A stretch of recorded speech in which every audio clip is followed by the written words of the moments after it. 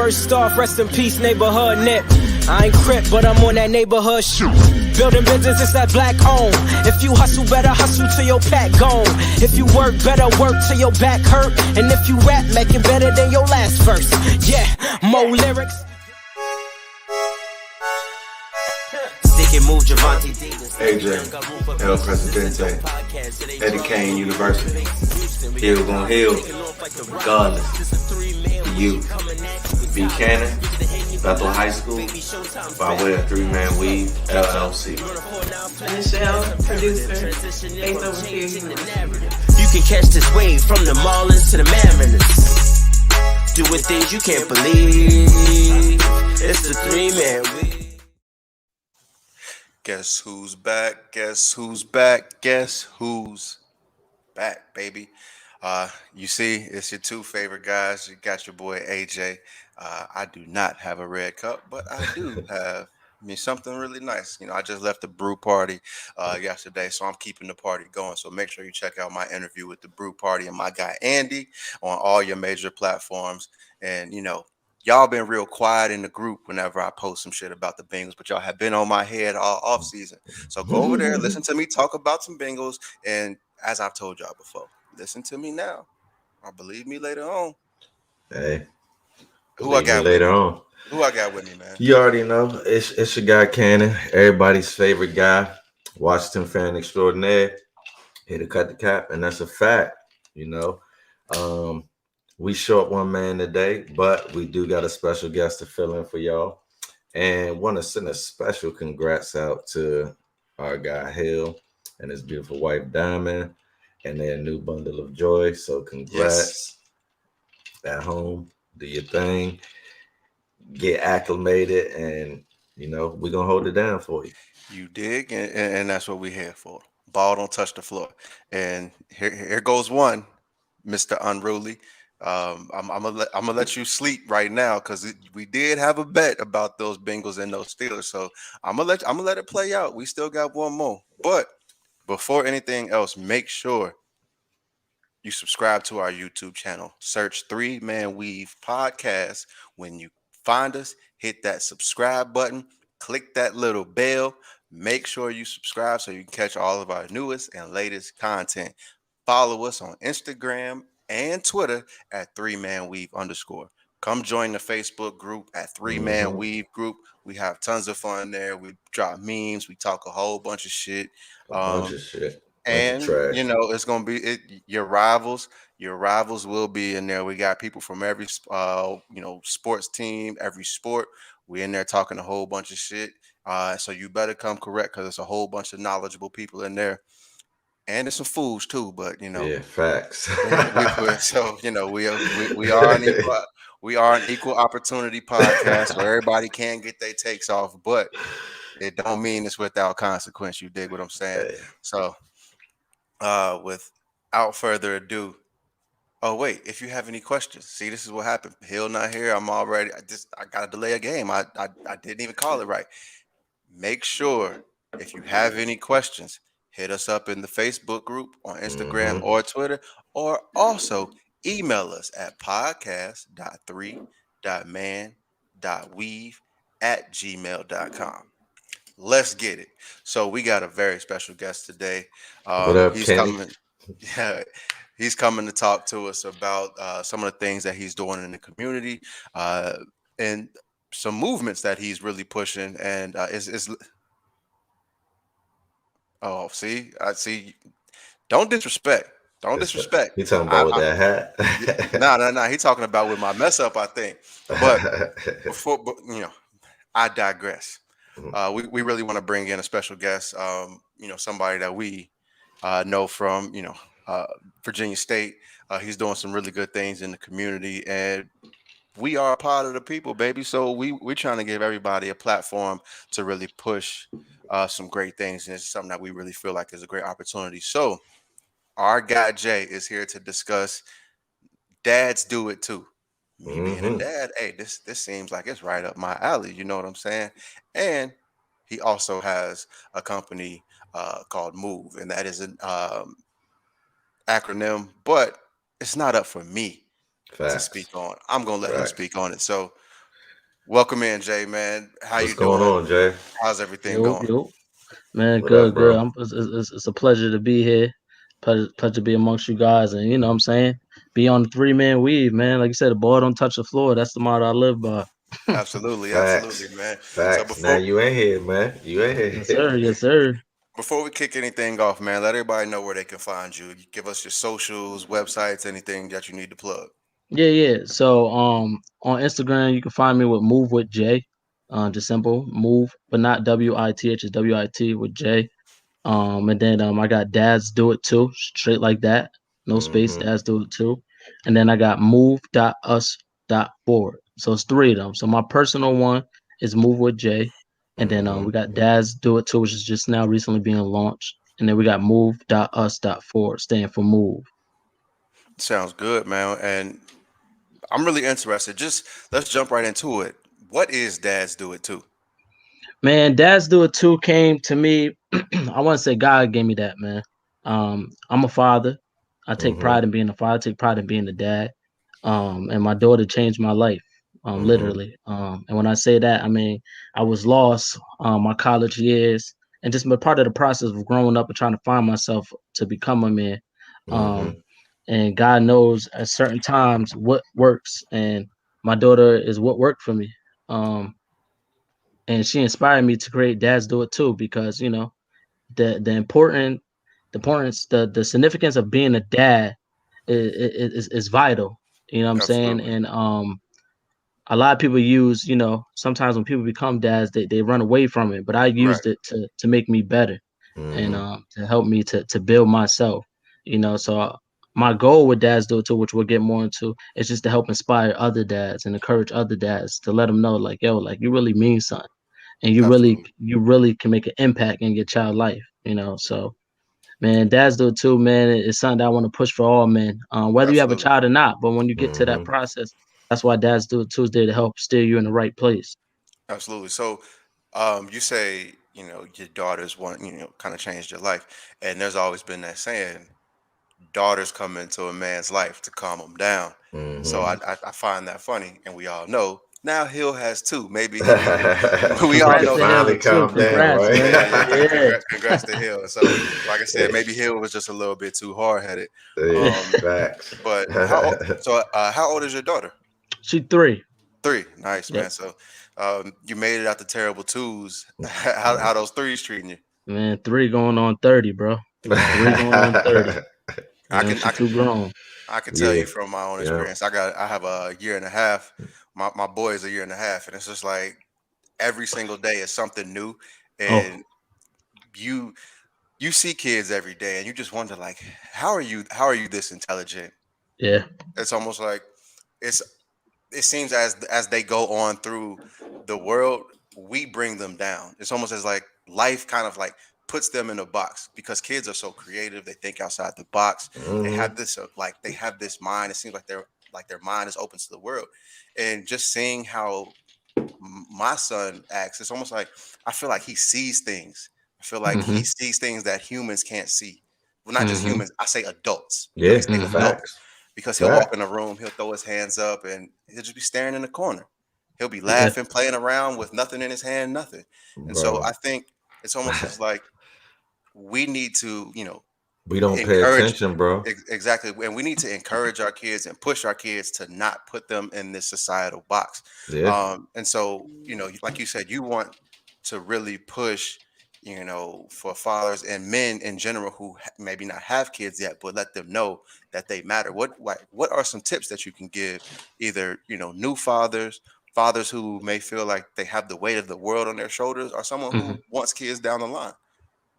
Oh man, I mean, first and first, man, just love on your child, because Mm-hmm. they're gonna love on you. And like you were saying before, um, like they do stuff that's unexplainable. Like even on my toughest days, like my daughter would just come in the room and just give me a hug, and I'm like, damn, I'm going through it right now. You know what I'm saying? And Mm-hmm. how she know, like that hug just it just did something to me. You know what I'm saying? That's what I'm saying. That's, Like you said, like they do stuff like it's unexplainable. Like mhm. my daughter ran like, Dad, I love you, and like I needed to hear that. You know what I'm Yeah. saying? Absolutely, It's just absolutely. Yeah. like that little piece right there alone, just be like, yo, like that's not regular day life. But So for new tips to follow, like embrace the journey, because as you Mm-hmm. say, you got a 1.5-year-old, right? I Mm-hmm. mean, your journey just began, but it's steps. Absolutely. You know what I'm saying? Steps, 100%. because you got the fragile stage, which fragile, you just like, oh, like, you know what I'm saying, how to handle, how to care for them. And then I remember when my daughter was at the age, I was like, I couldn't wait for my daughter to start talking. So when she cried, I can understand why she's crying. I can't wait till she started to lift her head up, so I don't have to Mm-hmm. watch her every 5 seconds or Yep. just laying down. But let me just go check on her. You know what I'm saying? So 100%. it's really just a journey of fatherhood, of being a parent. You know what I'm saying? Because your alarm is here at first, and then start going down a little bit, Mm-hmm. and start going down a little bit. So you know what I mean. But embrace the journey, because I mean your kids really do. When they say your kids grow overnight, they really do. You Mm-hmm. know. Facts. So let me first preface this. One, there's a stigma out there against fathers.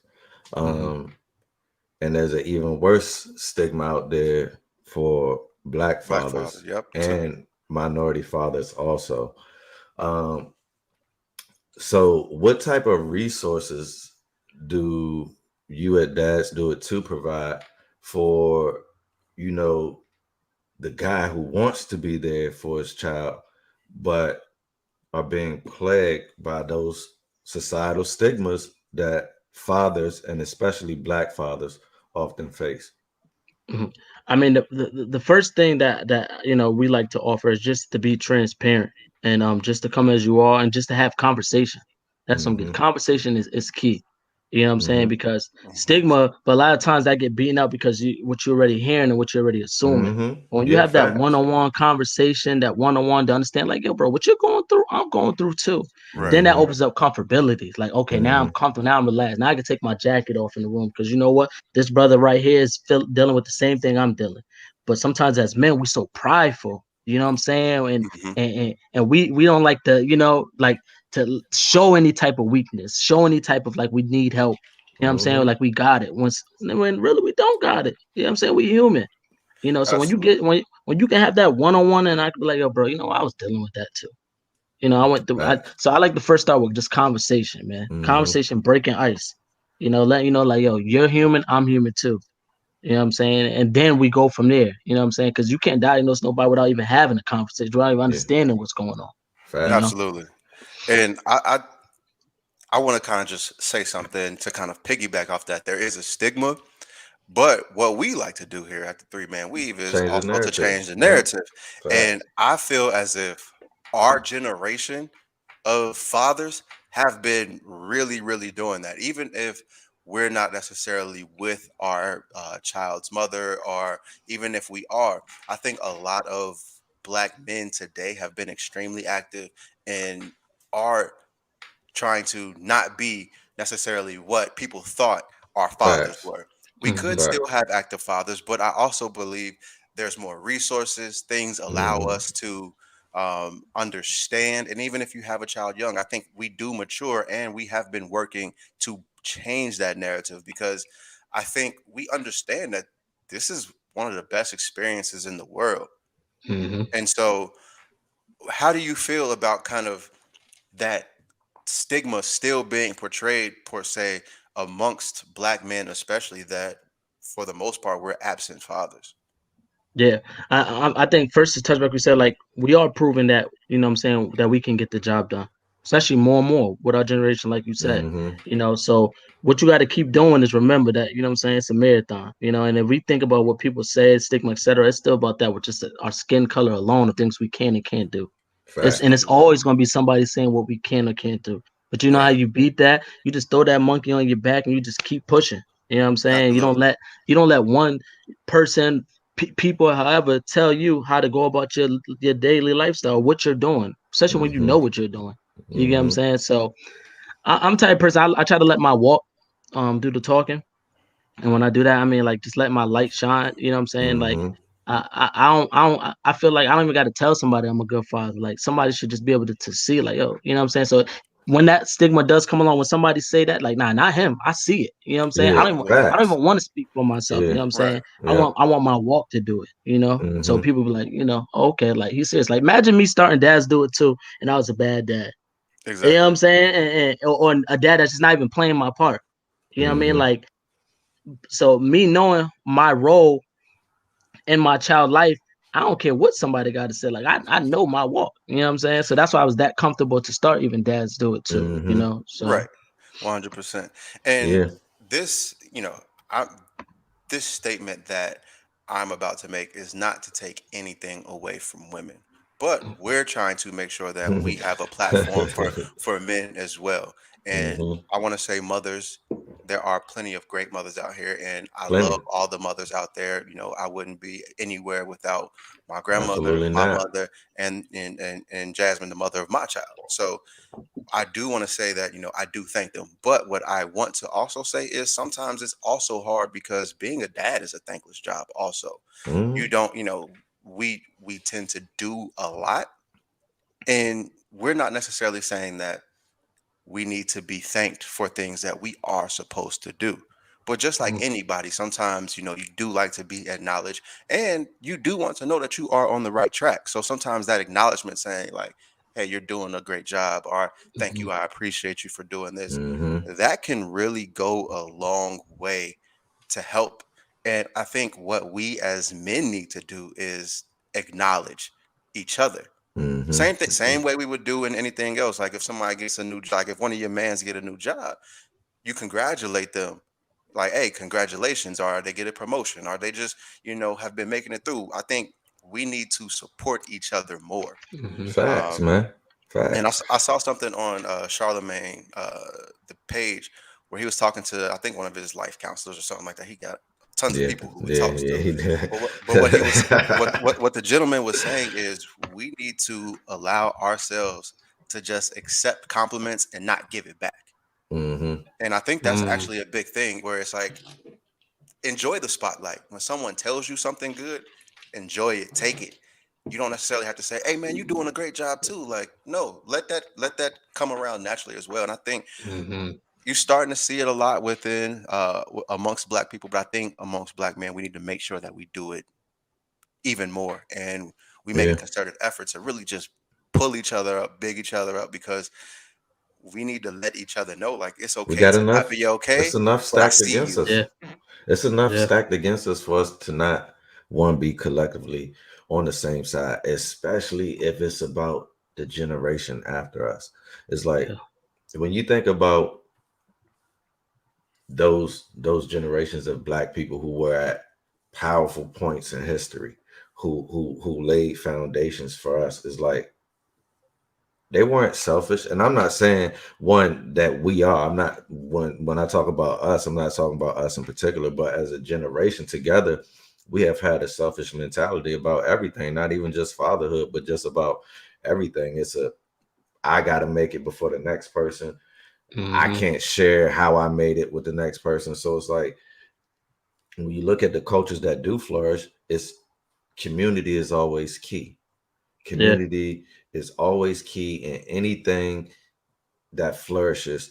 And so, I just, one, I want to commend you for doing what you're doing, because that's bringing community together. You said the first thing that you want to do is when someone needs help or resources is have a conversation. And that's the easiest way to start a community, is listening, active listening, and responding accordingly. So, we need more of that in the black community. So kudos to you for, for just being a champion of that and trying to push that forward. I appreciate that, fellas. I really do. And like you was mentioning earlier, like we I take my hat off to any woman that bear a child, and have a child. Like dads do it too. It's no knock on no Mm, Exactly. female. absolutely not. And I want to get that out there nice and clear. It's no knock, you know what I'm saying? But I'm pretty sure moms want to see dads, you know what I'm Absolutely. saying, be empower themselves. And that should be the thought process. And that Hmm. should be the push. You know what I'm saying? You Hmm. shouldn't look at dads do it too as a knock. It's more so Right. like, okay, we trying to be, if you giving 100%, we trying to give 100% with you. The Hmm. equality, you know what I'm saying? 100%. And Yeah. we could do it, and we more than capable, and like you saying about uplift dads, that's what dads do it too all about, man. I wanted to Hmm. create a culture where I make dads feel empowered. I make dads feel good about Hmm. themselves. You know what I'm saying? Like Absolutely. um today I posted Hill, you know what I'm saying? Capture the moment. Capture the moment was him, him with his new baby girl, bundle of joy. He need, you know what I'm saying, holding his girl. Like, that's a beautiful moment. And as a man, I'm gonna give him, you know what I'm saying, some love, some light, some shine on it, because Yeah. us dads, we need it. You know what I mean? Absolutely. And And those that moments will push us. those moments in life are fleeting too. So it's like in this day and time that we live in, like, you know, everything's so fast. So it's like you need somebody to tell you to cherish that moment because, Mm-hmm. like you said, Hill's gonna wake up one day and his daughters are gonna be grown, you know. Mm-hmm. Yep. And so, Yep. you know, gotta definitely be in the moment because time don't wait for no man. A lot of people don't know. Like my daughter passed away, so I definitely know. Like when you said those moments are fleeting for My real. So condolences. yeah, appreciate Yeah. that. Definitely, man. Yeah, definitely, man. If we can build this community amongst dads, and we encourage each other and empower each other. I mean, just, you know, uplifting a brother, you know what I'm saying, and Facts. in different moments and different times. I mean, can you imagine what we really could do? You know what I'm saying? Can you imagine how many people, like, the goal is to want you to be a good dad. You know what I'm saying? Mm-hmm. Yeah. Want you to be a, like, Mm-hmm. oh, like, I hope when I post my stuff, yeah, I'm posting because it's just what I naturally like doing with my daughter. Mm-hmm. But I hope another man see this, like, yo, I'm about to go take my Yeah. child. Like, that's Facts. my goal. You know what I'm Takes a saying? Yeah. community. Takes Most a Yeah. community definitely. to raise a child. So, you know, I know you said you have some of those goals, but what are some specific things that you really want to accomplish with Dads Do It Too? My biggest goal, and hear me loud, because my biggest goal, I want to pull in the dads who are the fathers who not being dad. That's Mm-hmm. my biggest goal. That's So a many good times goal, we, bro. we we we we give up on them. We already labeled them deadbeats. We already Yep. Mm-hmm. kick them under the earth. You know what I'm saying? We call them for what they are. And Thank do you, they bro. deserve that title? I mean, damn sure. You know what I'm saying? But if we just kick them to the side and never throw in a rope to try to anchor them in, then we just gonna keep failing our kids. You know what I'm saying? Mm-hmm. Keep having these kids grow up with no male in the home, or no person that they can look up to for advice, role model, etc. We're just gonna label them and kick them to the side. Nah, I want to Bro. create something where I can reel them in and be like, yo, look, you started here, but it ain't about how you start, it's about how you finish. How can I get you to get on the Facts. phone with your kid? How can I Bro. get you to have a conversation? How can I get that I love you, I'm sorry? You know what I'm saying? Like, no, it's not even about you and your child, mom. How can I get you to fix this? If I could do that, one by one. You did more than your part, bro. And I And think that's go ahead. My back, Henry. I'm so glad that you said that because when I brought up the stigma of being a father, that's what I was saying. I wasn't speaking towards fathers who are already doing the right thing. I'm talking about that father who's lost and Mhm. maybe gave up on doing the right thing because, like you said, AJ, being a dad is a thankless job. So it's like I when I was putting forth effort, that I wasn't getting no respect and anything still. So it's like, what's the point? It could be Mhm. lost, could be broken, but sometimes we just need a reaching hand to just, you know what I mean, pick you up and help you say, you know what I mean? Like, even if it takes to I go with you. You feel me? Yeah. You want to pick? You haven't picked your son up in 3 months. I'll go with you, bro. Set up a Like, play date. you You know know what what I'm I Yeah. saying? mean? Something like that. Whatever, anything. Mhm. So, bro, I 100% agree with you, and I And 100% support your goal. And if you can accomplish that, you have went above and beyond your call of duty, bro. and I Yeah. also think that is accountability on us as those dads who feel like we are doing a great job, who are working to get better every day. If like, we have to hold those close to us accountable as well. Same thing Mhm. that we have to do when it comes to protecting women. You have to hold each other accountable. If you see your man's doing something to a woman, you have to step in. If you see your man not being a father, you just can't. That can't. That can't happen. I'm not Yeah. gonna be. I'm not gonna be a friend of someone who is not taking care of their Yeah, responsibility. So Yeah. it's that's either facts. it's into step it's on us That's to gonna rub off intervene. on me. Exactly. And once again, you are the company you keep, as they say. Yeah, Birds of a feather Yeah. flock together. yeah. And if I'm hanging around you and I know you're not taking care of your responsibilities, I don't want people to I think ain't got that time that's for that, something that bro. I'm starting to I do. got moves to make. Yeah. Exactly. So it's, to me, you have to, like, it's almost like the work snitch policy. See something, say something. If I Yeah, Yeah. if I if I see you out here not doing what you're supposed to do, I'm gonna call you out. And I've also built that rapport with those close to me that no, if I see you doing something that I don't appreciate, I'm going to call you out on it. And there has to be a humbling and putting your ego aside to be able to really accept someone telling you that you ain't doing what you're supposed to do and you looking bad out here. And I think we can't But be afraid that's of actually a being real offensive. friend, though.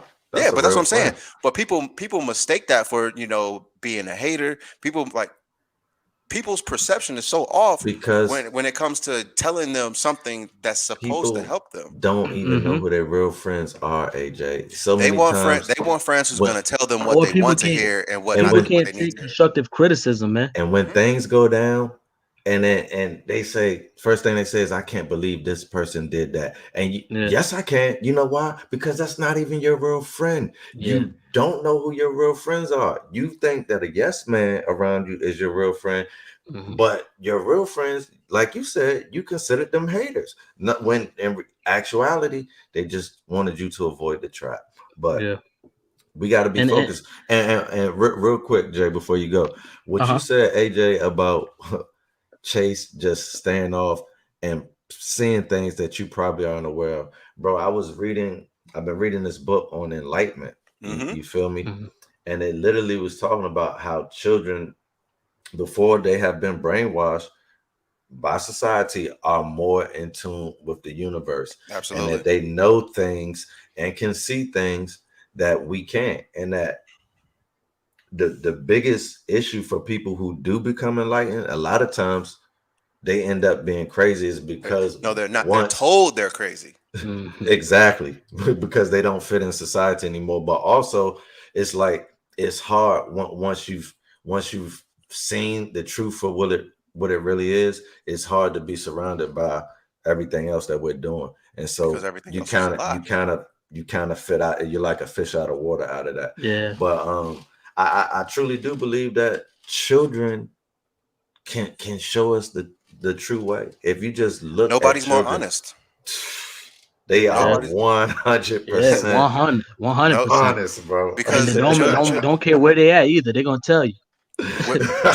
children are 100% honest because it's adults who taint them. It's adults who twist their mindset Manipulate. instead of, and that's that's actually one of the things that I've always said that I'm trying to do with my son is I'm not his owner. I'm not someone. I'm not in control of him. I can't control his life.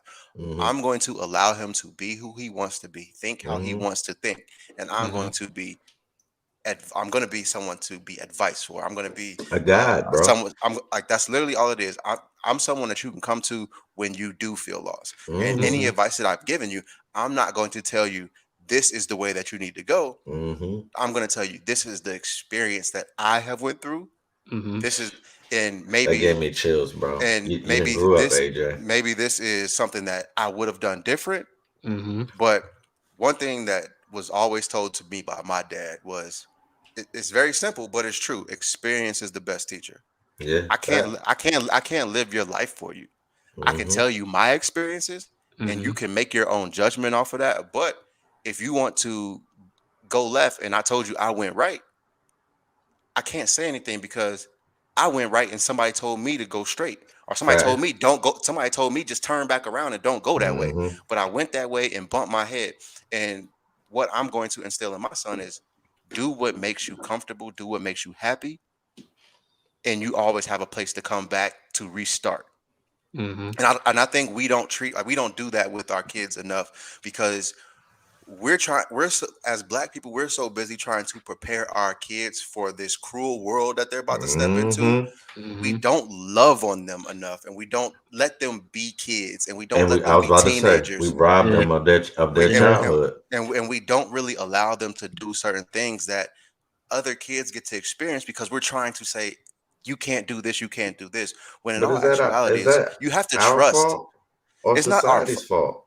It's not our fault, but I'm not here to blame nobody else because guess what? Because what? We have to allow this to happen anyway. You have to grow up. And that's what I was gonna say, and this is for both of y'all to answer because, like you said, especially as Black children, our parents had to prepare us for the world prior than what we were ready. Now, if they didn't do that, we would be handicapped out here. So it's like it's almost a catch-22. Like, yes, you have to do everything that you said, AJ, but you also still have to put your child somehow into the world because they're gonna have to be a part of it. And I guess that's the most scariest thing for a parent. Yeah. Yeah.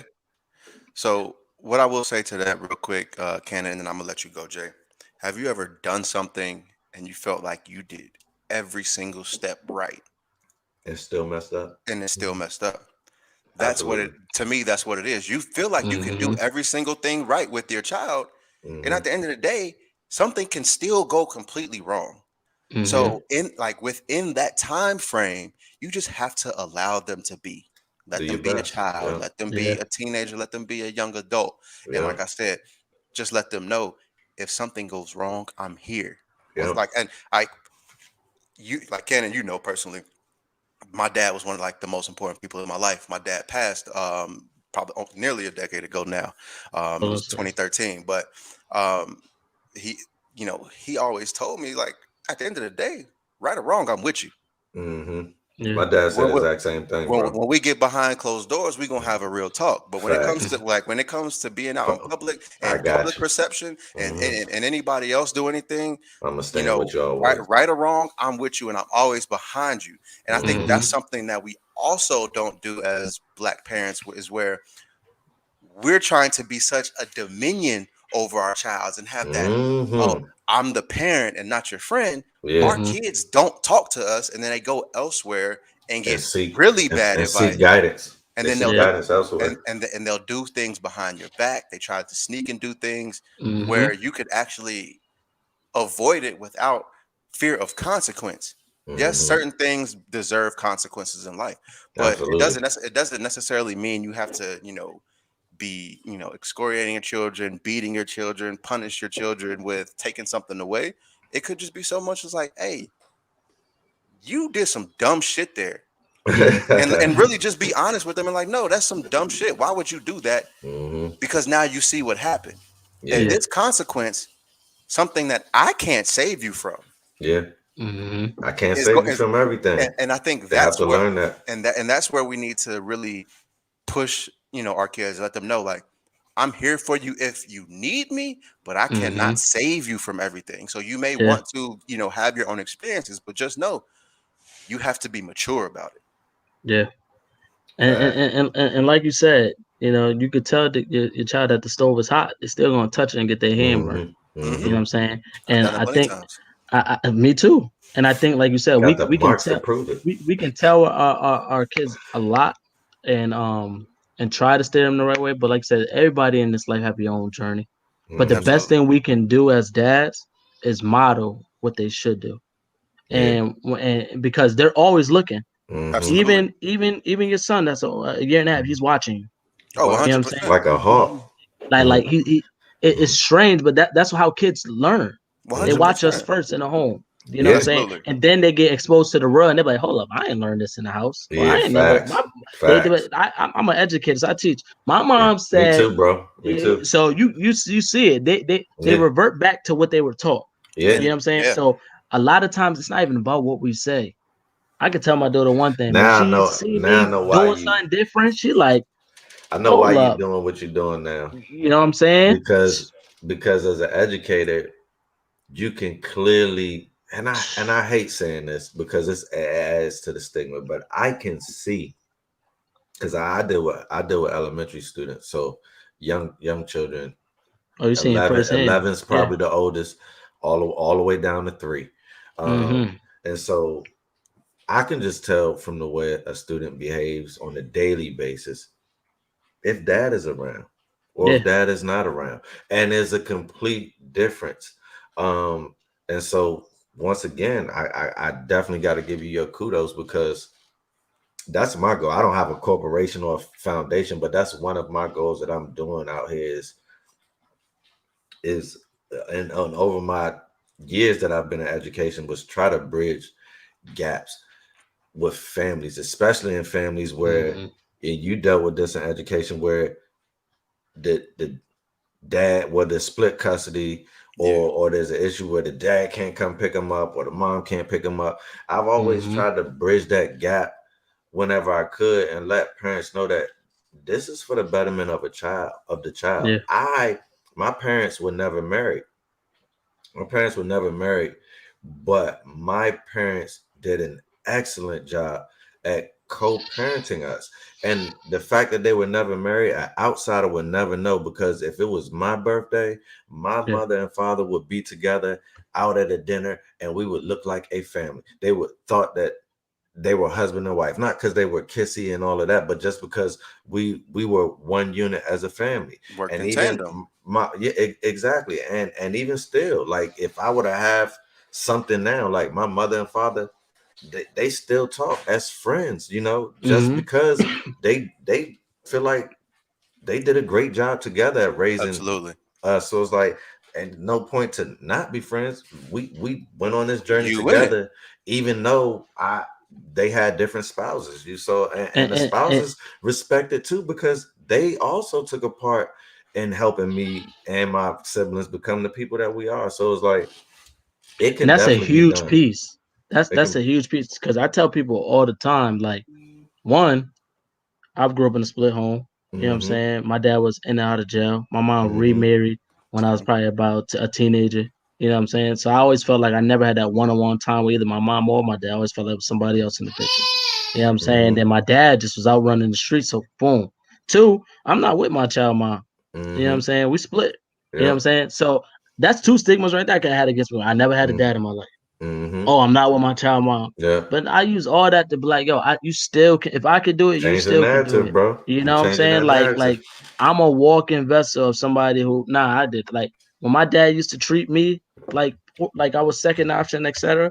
I used to say to myself as a young child, yo, I can't wait to Never. have a child Yeah. because I'm gonna do Right. the opposite. And Mm-hmm. Uh-huh. that's why I want to tell the dudes that try to use the excuse, well, I never had a dad to show me the way. Well, I never That had a should be dad a to show me the motivation. way either. Yeah. But instead, Mm-hmm. what I did was I said I'm gonna do everything he didn't do. Yeah. See, that's the Exactly.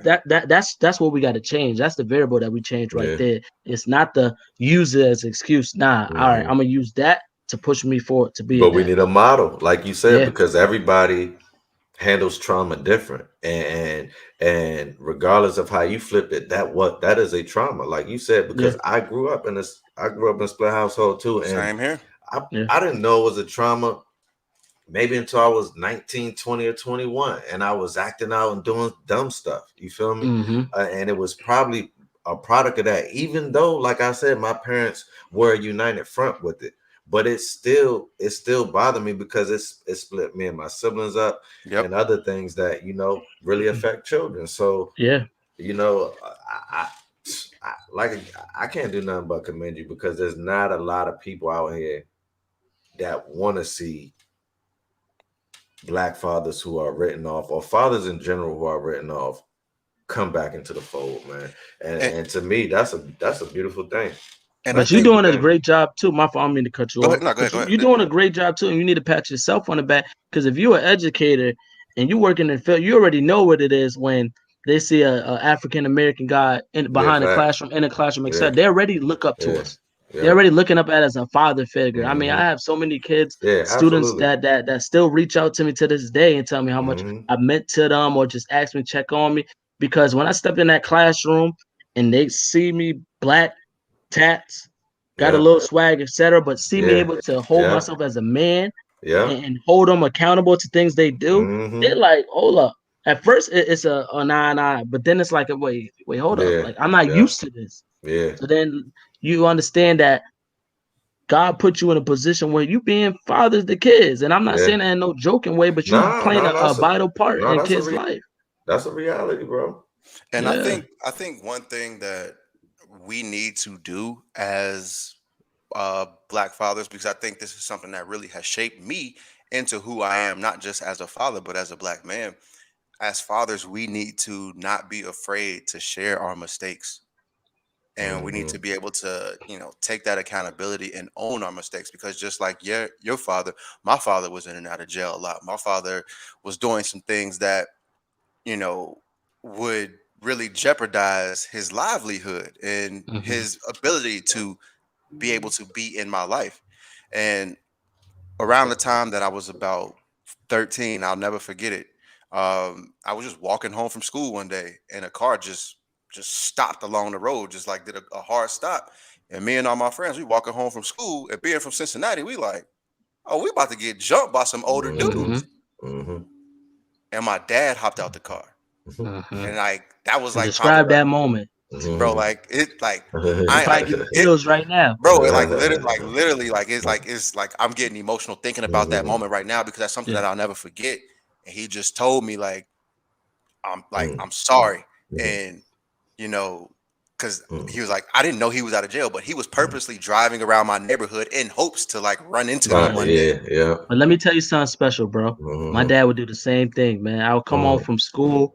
I remember one time, man, I was coming home from school, I kid you not, and a white car was just parked outside my grandfather's house. I used to live with my grandparents. They raised me, you know what I'm saying? Yeah, And I'm like, this white car here, and I just see this Caucasian dude just looking out his window and just keep following me. So as a kid, I took off and thinking somebody right, followed me. yeah, Then my dad hops out the car, like, wait. Mhm. And that moment alone of just seeing my dad, like, and I ain't seen him about 3 years, is like, Mhm. I forgot everything he ever did to me. You know what I'm Yeah. saying? And just yeah, that moment alone is just like, Facts. damn. You know what I'm saying? That's what we need. That's what how you feed our soul. Like we want to feel that love, and we want our dads to open up and give us that love. You don't got to be always tough on us. You don't got to absolutely, always show us like you want us to be a man. Because part of being a man is like you said, admitting mistakes, absolutely, also telling your son you love him. Yeah. 100%, You know, I have a 100%, cousin that his dad never told him he loved him because he always just wanted to be tough. Yeah. But exactly. his cousin, but he needed to hear that from his dad. Yeah. You know, 100%. And Yeah. I don't think it's necessarily not being tough to show affection, but I just think that's the exactly. stigma that has been Oh built. yeah, And I And think, that's why I brought that up, man. and yeah. also Because to some me, dads just don't know no better or how Yeah, to they 100%, show don't. love. They don't. 100%. Was a And model in front of them. because once again, that's just kind of one of the things that they didn't get as well. So I'm not knocking anybody, but it's about learning and it's about progression. I think Mm-hmm. once again, that's why I say we need to start to break that. And I think we are. And also, what I was going to say is some of the stuff that we've dealt with in our lifetime has been traumatic to us, and we've harbored it. But to us, we just thought that that's a part of life. And I Normal. actually, Yeah. and I literally started like once I started working out at the company that I am, they offered free therapy.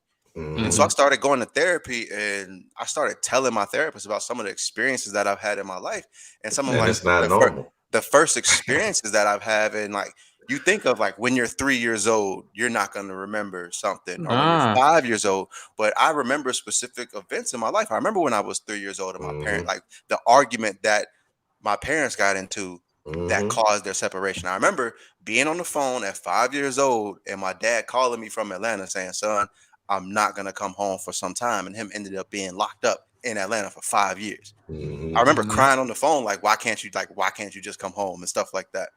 And so those things were like burned into my mind. Yeah. And I've never dealt with them. I've never talked to anybody and told anybody how it really made me feel Hmm. and the thoughts and the perception I have Hmm. of him up until kind of like when he did come back into my life. And I Yeah. think that's one of the things that we really need to to be able to accept is like, hey, talk about some of the things that have hurt you in your life. Yeah. Talk Yeah. about some of the things that you remember that have like caused you pain, caused you sadness, because some of that stuff, like that shit molds you into who you are today. Mm-hmm. And it can affect how you Future portray relation yourself.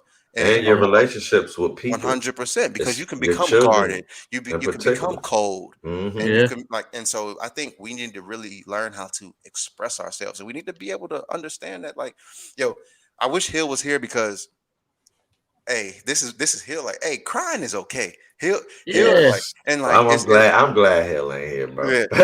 So like it's like we as black men have gotten to this, this stigma that we can't show emotion because we have to be tough for everything. And it's not that you can't show emotion. It's literally like showing emotion doesn't make you soft. It's how you process it, it's how you deal with these things, and how Mm-hmm. Yeah. you move forward. Like it's okay to be sad, but what you gonna do after? Because that's what my dad ended up telling me is, okay, yeah, it's not about like, yes, you can feel this, Mm-hmm. but as a man, you can't stay here. Yeah. Nah. Yeah. You got like, You what are have you gonna do? emotions. How You are you have gonna process it, emotions and how you gonna and for You a what gotta you gonna do? reason. embrace those emotions, Yeah. man. I mean, the And roller Absolutely. learn coaster, and man. You learn got, from them. yeah. Remember Like it's those okay to feelings. cry. Like when I cry, I keep when I cry, I let it go. Like I have that moment. I don't rush that moment. I don't try to. Mm-hmm. Nah, I let it out because I need that moment. And after that, like you said, okay, now what's next? You know what I'm saying? Like I Yeah. used to like my. I remember growing up in the church, and my grandfather, God rest his soul, he played the father role to me.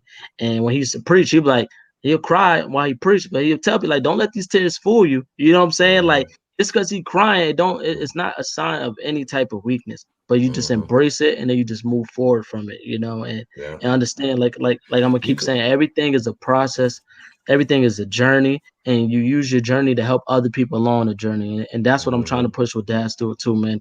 Is everybody have a different story. You know what I'm saying? We all 100%. have different stories, and your story might can help somebody else, might can reach Facts. somebody else. You saying that you got therapy might get the brother that was been contemplating about getting Yeah. therapy. You know what I'm saying? Like Absolutely. he might have 100%. been wanting therapy, but he probably never heard of no man saying he got therapy. So now Yeah. he hearing you saying it. Yeah, I'm about to get therapy because I seen what it Yeah. did to him. I was, and that's what it's all about, man. It's us being transparent with ourselves, with each other, and that alone will help bridge the gap and help bring people to want to jump on board and be better men, and then you be better dads. You know. 100%. And So go ahead. Go I was ahead, gonna King. say, just tell us about Move, man. I just feel like this is Hey, a hey, ball don't touch the floor. I I feel said, like this is a perfect time, Yeah, to because segue and to tell they us all went what else hand you're in doing. hand. Yep. Move, Dads Do Too went hand in hand. I mean, I was a menace in college, man. I don't know if y'all Mm-hmm. know so much about me in college, but I always was in trouble, man. Mm-hmm. I couldn't get right. You know, ever like in life can't get right. That was me. I couldn't get right, mm-hmm, man. I always wanted the spotlight. Um, because I didn't get attention so much at home, I wanted attention at Mm-hmm. college, and right. I demanded attention. Um, altercations, etc. I mean, half the time, 9 times out of 10, any altercation I got into it had nothing to do with me. But because I wanted that spotlight, I made it my business, and that got me in Mm-hmm. so much trouble. You know what I'm saying? So, my college careers, I damaged. I was damaged goods, but I didn't let that stop me from turning over a new leaf. And that's when I had my daughter, and a lot changed for me. And with me having my daughter, I wanted to make a positive change. And I actually was a part of. I actually am a part of an organization on campus called FAM, and I played a huge Okay. role in getting FAM suspended from me fighting. And Mm-hmm. that could have been the end of that story, you know. But what I did, I used my daughter to help motivate me and help make some changes in my life.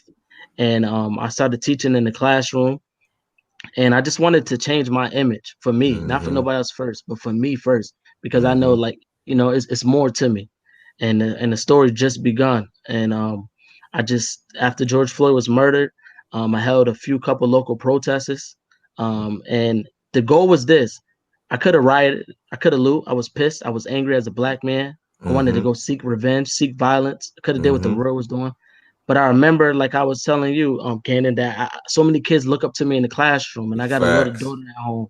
Mm-hmm. And what if they catch me on TV, Mm-hmm. breaking in buildings and destroying property? Then they're gonna look Mm-hmm. at me different. I set the bar so high in the classroom Mm-hmm. and in my family that I gotta keep walking the straight line. So what I did, man, is I just started walking, man, and I walked, and before I know, I had about 300 people behind me, and big crowd, man, right in Petersburg. You know, Petersburg Mm-hmm. legit, man. And Yeah. we Yeah. walking into Yeah. Colonial Heights, Yeah. and you know, Colonial Heights is Colonial called Colonial whites. Whites. So Absolutely. I'm leading this crowd, and people pissed, and this is the first one, and I'm pissed, and Mm, I'm just walking. I'm like, yo, I'm just walking, man. And before I know it, the chief of police, and they're right in front of Wawa, mm, just got a straight line, like something out of a movie, like a face mhm, off, standoff. Their cars blocked, and I had to make a choice right there. Do I want to walk past this guy, knowing that I'm gonna have all these people following me because it's my freedom to walk, my freedom of speech? Do I want to do that, or do I want to have a conversation? And remember, I said something about having conversations, man, mhm, vital, man.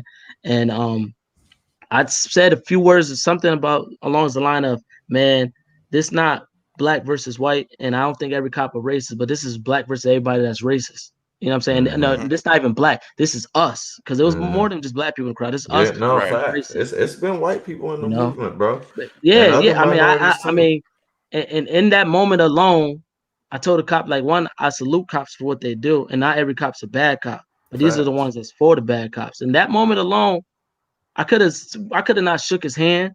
I could have walked past him. Could have said F him.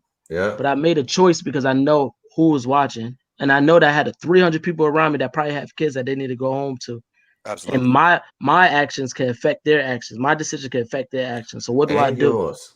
And yours. And mine. You could have said F you, and you could have caught a billy Inside club of to the the right. back of your head. Back of the head, or a gunshot for the rest of your life, bro. You feel me?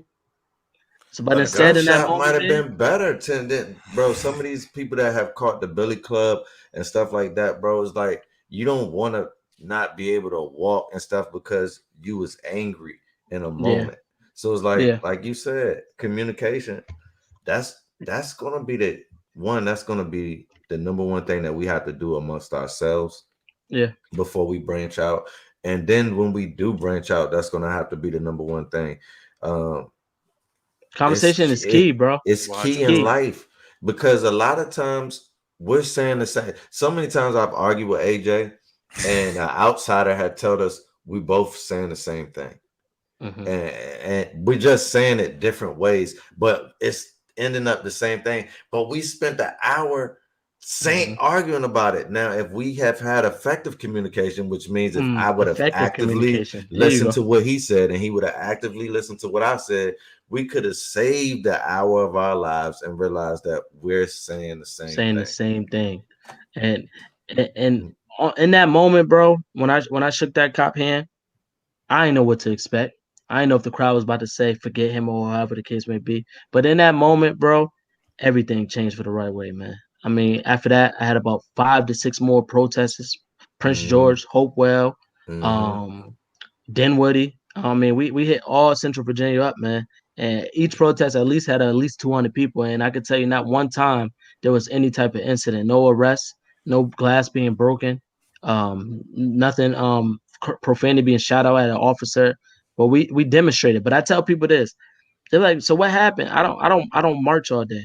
I don't protest every day. I protest so I can get conversations. And conversations lead into changes. Yeah. So yeah, I protested. All right, I got your attention. Cool. All right, now let's go sit and talk. So now that opportunity that I have with shaking that cop hand, now me and him, I mean, we close like this. Chief of Police of Colonial Heights. We get lunch together. And not only that, I sit on a panel for Colonial Heights and I interview people who want to be cops. And I get to ask them why they want to be cops. Not only do I interview people who wants to be cops, I interview cops who are already cops who's trying to rank up to lieutenant or sergeant, the highest rank you could get. I said, no experience as a cop.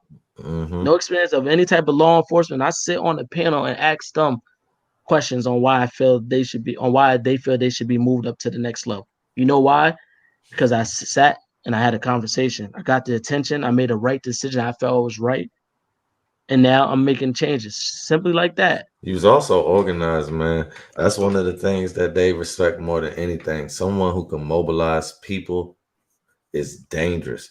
And it's better to join them, have them come sit down and work with us than to have them be the opposition, because you could have, like you said, you could have walked through that, or you could have told that cop F you, but guess what? Those 300 people that was with you that day, they was ready for war. So it was like, and here's the thing, like, I know it wasn't, Colonial Heights don't have 300 cops that all on duty at one time. So regardless of, their superior firepower or whatever, they probably would have lost just off sheer manpower. So it's like, it was a good thing for both parties that you was organized, because. And this one, Richmond was going, I mean, if y'all remember, Richmond was going bananas. They almost had to call in, I think they had to call in National Guard. Yep.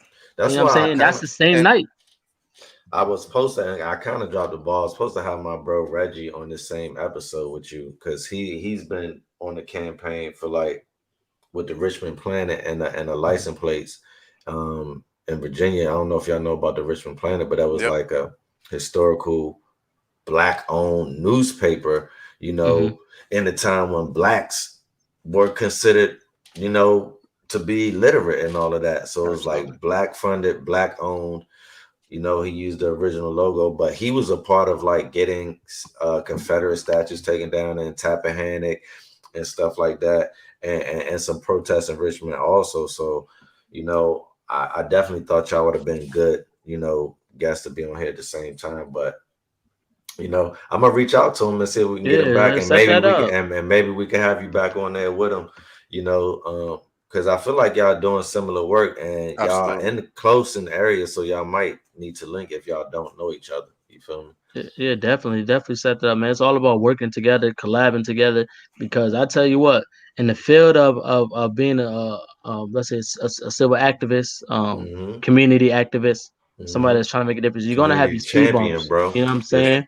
But with champions come with haters, and with haters come with people who you know what I'm saying. Like, you know how many times I heard a stigma or something like, man, this is the same dude that was in college. I was This was the same dude that. But I tell people this, yeah, I was the same college that got my organization on campus, but I'm the same dude I grew, now bro. who just got an organization back on campus. I grew. You know what I'm saying? And here's my thing also. They act like you work this hard to stay the same. And people, there you go. There you go. It's a bar for what? There you go. They it's also a bar for everything, man. 100%. But people also forget that not everyone is always ever a finished product. Because if we talking about if we talk about where your life ended in your 20s, some of the most amazing people and the most notable figures and icons that we have in amongst Black people, they should be done. Wouldn't be who we thought they were. Like like I said, if we talk about what you did in your 20s, Malcolm X, he was a jailbird. He was a felon. Yeah. Same with Martin Luther King. It's like all these people, they grew and they understood that things change and they want to make a change in their life. And once again, experience is the best teacher. So if I've been down this road, and I say us as people, we don't need to go down this road. Yeah. You can actually listen to me because I've done it. How many times have we been watching sports and like, he ain't even ever played the game, and he over here talking about what they should have done, or even in the classroom. How about in the classroom? Yeah, I got this teacher talking to me. You don't know nothing about what I'm going through. Why I'm gonna listen to you? 100%. You know what I'm saying? Like, hold up. You talking about my community and whatnot? Like, you ever been in my community? You ever been in my shoes? But then you go down the hall to Mr. Cannon. Yo, Mr. Cannon, I know I can talk to you, chat to you about. So we see it every day in life. You know what I'm saying? 100%. Every day in life. And that's not to say that someone without those experiences. I was about to say that, AJ. Yeah. It's not to say that someone without those experiences can't have good, it's different knowledge, people for different resources. But certain people need to know that you are relatable to me. So sometimes that's what it really is. And we may not necessarily have the exacts, like I may not have experience in what you're coming to me for, but I feel like we have some of similar experiences where I feel like you can talk to me in a way that I can understand. Yeah.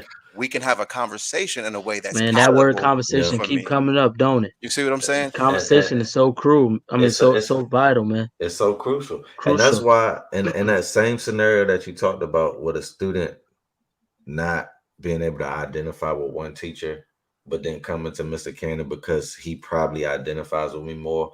I always make it a point, especially if that teacher was telling him the right thing, that everything ain't about identifying, because sometimes in life, someone's going to tell you something that you don't identify with, and it could change your life.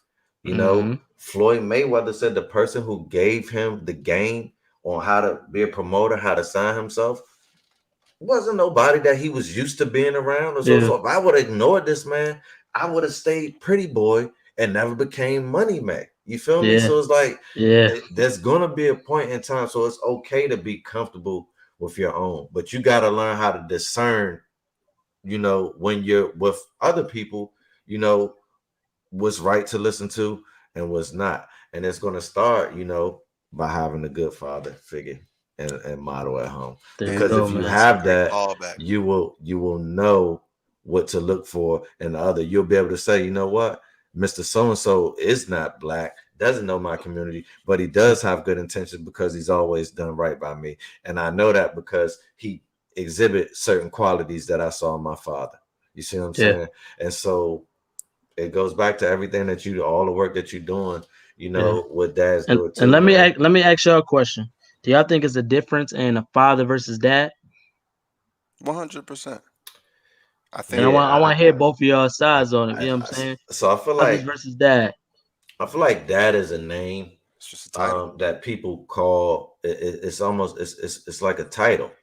It's almost like if you're a police officer, yeah, I mean, there's different type of police officers. There's detectives, there's everything. So it's a title. So it's like everybody says mom, they say dad or pa, whatever they call them. You know where you come from.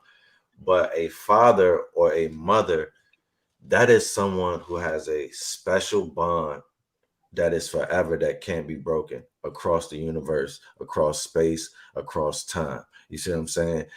That thing will last. It's the reason why AJ got emotional and got happy when telling that story about his dad jumping out when he thought some dudes was going to spin the block, because I got excited just you telling that, because Yeah. I can know how that feel, and that's the bond between a father and a son, not a dad. You see what I'm saying? And and that's how I know it's the title, because when you talk about step parents, right? They say stepmom or stepdad. They don't really say stepfather or stepmother, but I say stepmother because my stepmom, I'm blessed to have a stepmom. But I call her my stepmother because she truly, and when I say my prayers, and I thank God, I was blessed with two moms, unlike a lot of people. Yes, she's not my biological mother, and my biological mother is 100% of my life.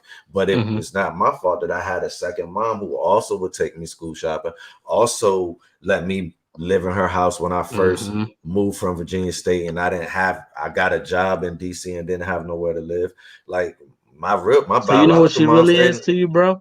She's your bonus mom. exactly, and that's why I say That's what I she is. always say mother, and because I never want to sell none of my, like my mom, or even though that's their title, like when I call them I say mom, but when I'm referring to them I try to always use the term mother, because it's like they basically gave a sacrifice to me that didn't have to be given. And Correct. me being an educator, I've seen moms and dads not make that sacrifice to create that forever bond, with their child. Even though children are so forgiving that it'll probably still be there anyway.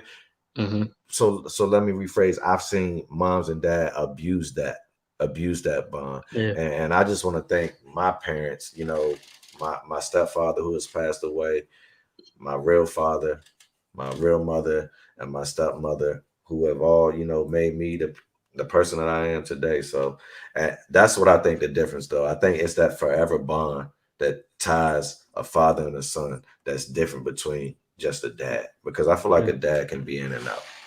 Yeah. Absolutely. And I want to echo that. And to me personally, I know there are many who step up and help raise children that aren't theirs. And that should be, applauded. And, like they say, you know, blood doesn't always make you family. And so that's definitely true. And for Yeah. me personally, that's why I feel the bond that I had, well, I won't say had, the bond that I have with my father, regardless of, who may step up, I still respect you. I still appreciate anything that you've done. But with my father, that's just something different, because not only am I, a reflection of things that he's taught me, but we have a bond that no other person I feel can have with me, regardless of how much you've helped me. Yeah. And it's not a thing to say that, oh, you'll never be my dad, and you'll never, like, you're like, so I'm not going to call you stepdad or anything like that. No, it's not necessarily that. But for me personally, it's just, it was something different, Yeah. because we've had life experiences and things that, regardless of what you've done, cannot be replaced.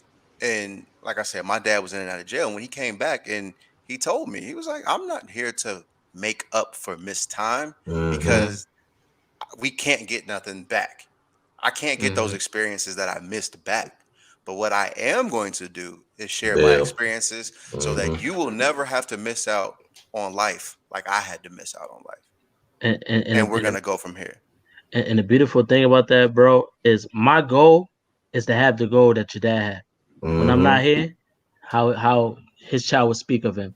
You know what I'm Yeah. saying? That's all of our Right. goal. You know what I Right. mean? One When hundred we leave percent. this earth, I want my daughter to come out her mouth and say boom, boom, boom, boom, boom as well. You know what I'm saying? So Mm-hmm. job well done to your dad.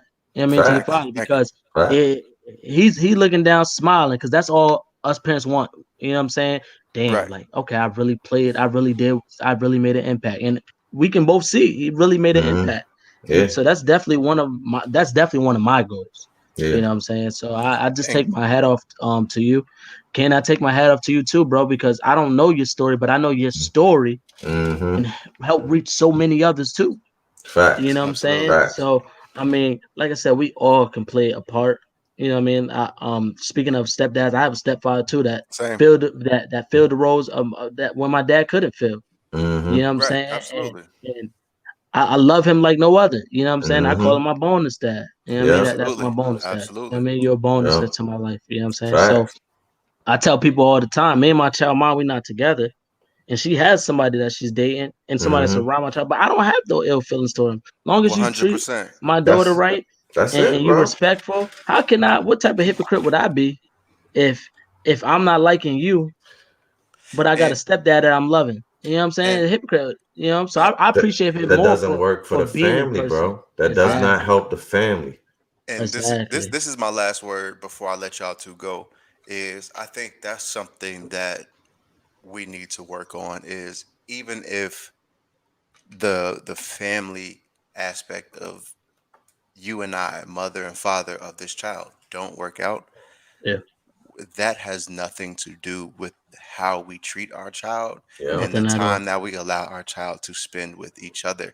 And we can't use that child on either side Yeah. as collateral, because Yeah. what's Please going to don't. happen is it's going to be damage involved as well. Yeah. That's And you're going to damage that child, and that child is going to see things and think that this is normal, and that's not what we want. that should have Um, been a bar, AJ. That and was pretty Yeah. and good. and so, like I said, I've gone back to my father a lot, but what I will say is my parents, they split when I was 3, Mm-hmm. but till the day he passed, they were still best friends. Mm-hmm. Mm-hmm. You know, at his funeral, my mother was still sitting front row, right Mm-hmm. next to Mm-hmm. his mother and right Mm-hmm. next to me.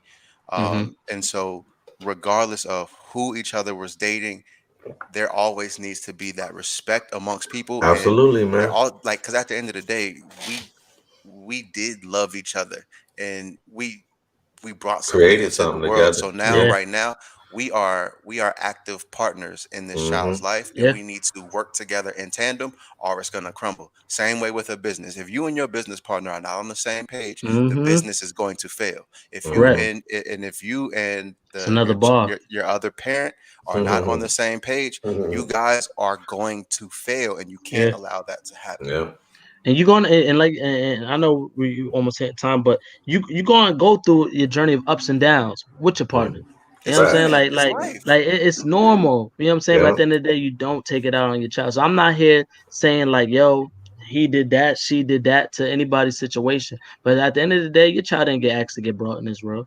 But the Nope. fact Hmm. that your child is here now, you sometimes both parties, and I'm speaking to both parties, need to put their pride to the side Both. and make it That's work best yeah. interest for the child. And those parents are the ones that like I said, in my classroom deserve them bonus points.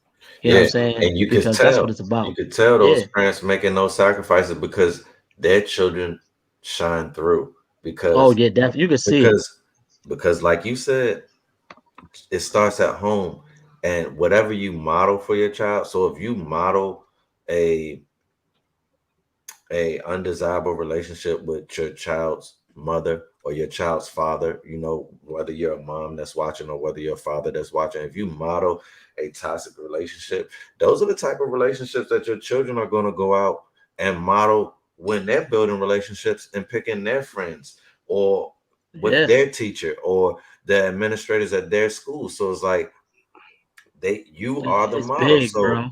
be the change that you want to see for your Mm-hmm. child. And Mm-hmm. know, like Jay from Dads Do It Too said, your children are always watching you. And like AJ said, they can see things that you have no clue about.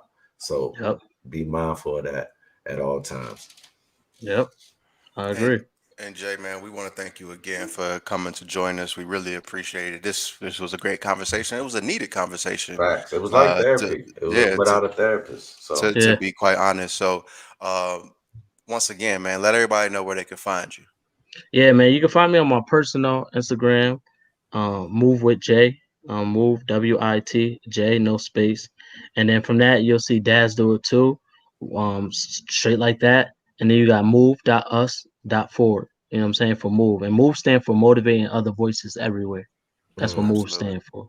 You know what I'm saying, 100%, and man. I appreciate being here on the 3 Man Weave. I know that you guys talk about sports, but I'm happy that you guys open up this platform, for me to share what I got going on for the community and ways we all could work together and bridging the gap. But I hope before I leave, y'all shoot me some sports yeah, questions, so or so you look, know what I'm I saying? got one for you. And this is from Hill. Oh Hill yeah. wanted us to get this in there.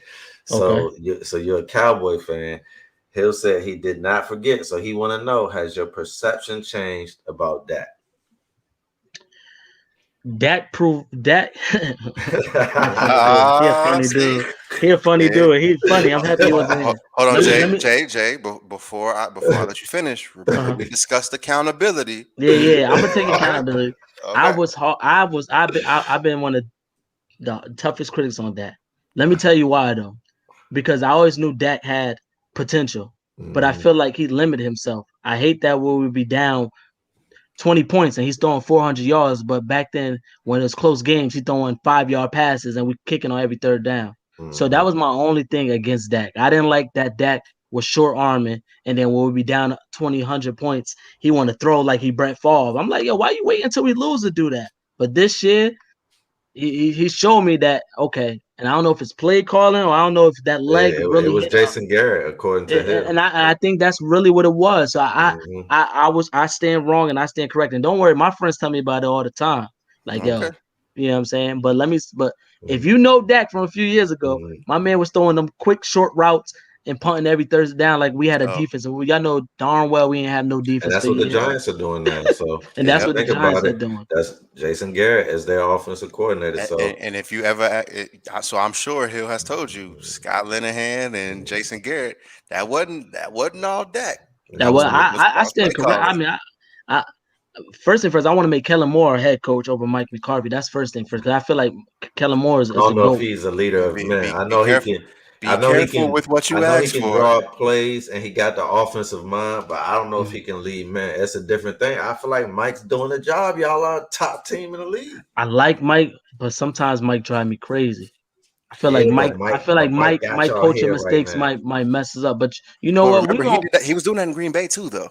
yeah And he won a yeah So chip. He won a chip. he So it's like he did get a chip, but yeah. sometimes Andy Reid makes clock mistakes. yeah, Oh, he's True, like not gonna be perfect, bro. yeah, true. coaches make mistakes, and so you Mhm. kind of just have to take that for what it is.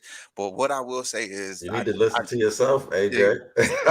hey, look, trust me, I'm there. But what I'm also about to say is, be careful what you ask for, because just because he yeah, may be a good offensive coach and he may yeah, be able don't to mean call plays, yeah. Yeah, it's different.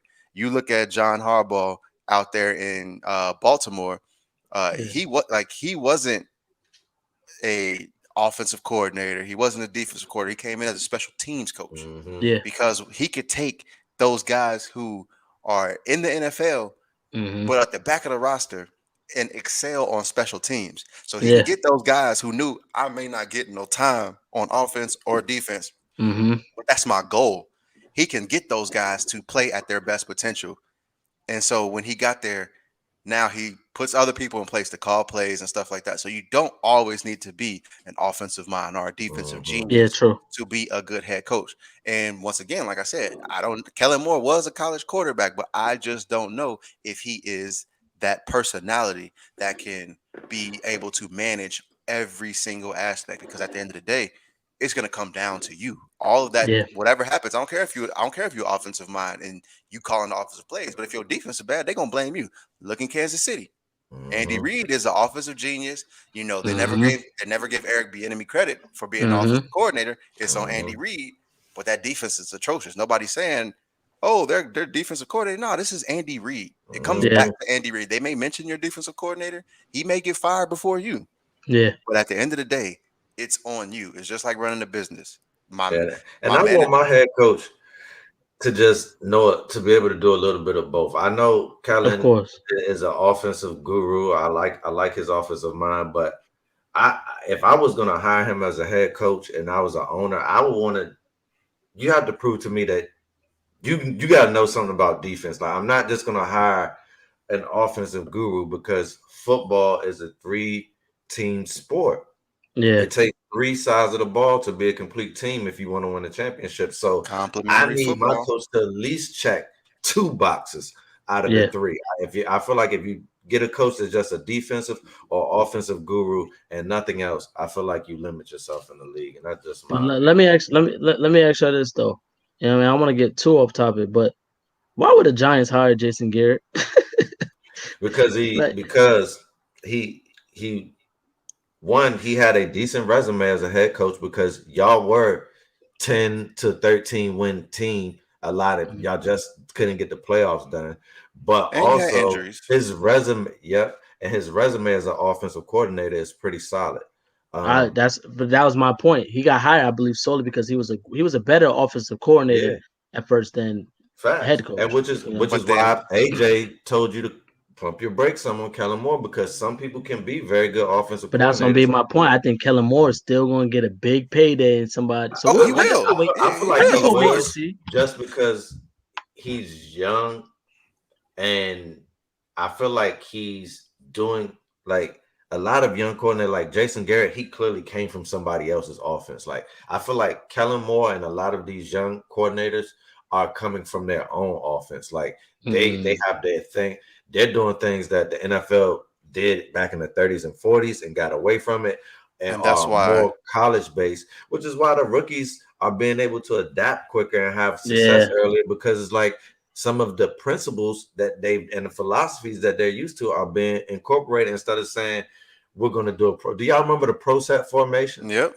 That don't even exist no more. And that Yeah. was a pro set with two backs behind a Yeah. quarterback. Like, that doesn't even exist no That more. don't even So, like, exist. That's true. And that's another reason why I think the Giants, they felt like, oh, Jason Garrett has a good resume as an offensive coordinator. Let's bring him back. But what they failed to realize is when Jason Garrett was the offensive coordinator, the NFL was still a little bit different. yeah, They weren't as spread out as they are now. It was more so run the plays, execute, and it'll all work, instead of let me find a way to get my best guys the football. And that's what a lot of like the elite teams are doing in the NFL, is where they're going to try and find ways to make it a strain on the defense, get their best players open in coverage. And Why a lot of not? times exactly. And that's the thing. It's work, not just like, okay, we're gonna call this play, you're gonna run this like specific route tree, and that's it. Like, That's it. When the Chiefs were one of the elite offenses in the NFL, you would see guys like Tyreek Hill and Travis Kelce running routes that weren't necessarily in the route tree, but it's just go get open. Bro, Yeah, Brady reroute said yourself, it last night, bro. He said, listen, Grunt doesn't watch film. He said we learned early on in his career, it just complicates things. So it's like he just goes to practice, works out, and in the midweek he'll come to me and say, what do I need to know? And Brady said, same thing as last week, bro. Get open. Get open. Run away from the other jersey and catch the ball when I throw it to you, bro. I don't even care what you run, bro. Just find some space. And that's coming from the GOAT. That's coming from the GOAT. And he basically then figured out, like, I don't got to tell everything that Bill Belichick or was trying to download into me. I don't have to get that to Gronk. I just simplified it for him, like, because he don't just block on a run play, bro, and on the pass play, bro, get open. I'll find you, bro. And here's my thing with, like, sometimes it's like you need that rapport, because a lot of times if they're playing zone, or even if you're coming with the blitz, you're not going to finish your route. It's more so of communication. If you see what I see, sit right here. And I think that's really the most important part. And that's one of the reasons why I think Joe Burrow and Jamar Chase are having such success. You're a Bengals fan, right? Yeah. And Man, so oh I think man. that's why Congrats, right? He they're just having stayed so much down and success. humble. Hey, Man, look, I bro, take it's my hat off to you, Bengals, hey, Browns. I mean, hey, even the Browns having rough, but man, y'all got something special over there, man. man, Yeah, look, with facts, we've been facts. we've dealt with some heartbreak a lot, Yeah. but it is what it is, and so I'm just happy to see the Just energy tell in the Joe keep city. sliding.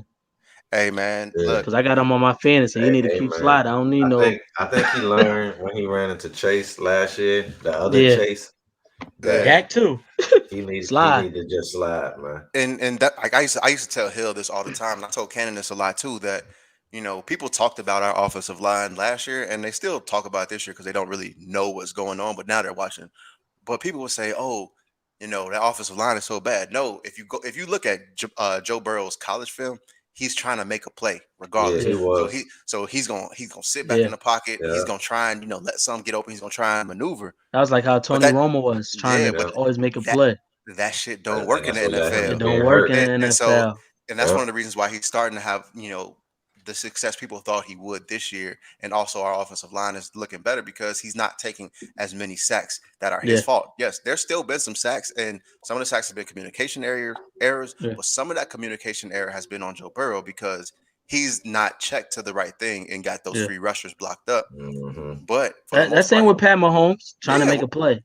and yeah, like I said Trying to make a before, play. when it works, it looks beautiful. Yeah. absolutely. But when They're it Yeah. they're doesn't, gonna call you a magician, but when it doesn't, When they don't, when they figure it out. Yeah. it's gonna look bad. And when you're doing that, I think that's one of the things that's worked well for Joe Burrow is to sometimes to take the check down, to take that 3 yard gain. He's Throw the learning ball that away. now, or throw Yeah. the ball away because it makes it harder for your offensive line to block these pro rushers when you're just moving around because now they don't know where you're at. Exactly. Like, and I think that's one of the things that they talk about with sometimes wanting a pocket passer because this ain't college. You can't just like these defensive ends. They running faster than you. These Yeah, they running defensive ends faster running than you four. and the They running running and back. four these defensive fours. ends are freaks, bro. Freaks of And so nature, man. and so I don't want to run into none of them. yeah, so you can't just be out here doing all of that stuff. So um, I think that I think that we're seeing a lot of these young players excel now because of the college systems that people are running, and it's not necessarily just college systems, but they're implementing college, ideas into the pro game, and so it's helping. So definitely, man. You know, we'll see. It's looking like the Cowboys and the Bengals have got something special going on this season. So Yeah, man. I'm gonna definitely be tapped in with you later on in this season, and we gonna discuss what's going on. But we almost at an hour 30, so we've had some great conversation, man. And hmm I, Fact. I'm definitely down to do this again because, like I said, it just felt like therapy. It's Yeah, been Yeah. fun, and that's yeah, what we like. We like just good We conversation. gotta get So, Hill in here. oh, yeah, 100%, we'll Yeah. definitely yeah. get him back in here. And so, once again, Jay from Dads Do It Too, move Yeah. with Jay. We really appreciate you for joining us, We man, definitely, bro. Appreciate and we'll y'all. We definitely do this definitely again, man. appreciate it. Appreciate y'all, man. Y'all brothers be easy, man. All right, take care, man. Yes, sir. All right, Cannon, man, that's another great episode. Three What's man that? weaving.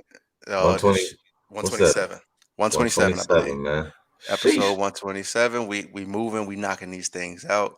And like we said, man, we gonna hold it down for Hill as he gets acclimated and spend some time with his daughter and his family in general. So once again, we want to Facts. congratulate him and Diamond on Congrats, bro. welcoming another baby girl into this world. And Congrats to you you, know, sis. 100%, we love y'all.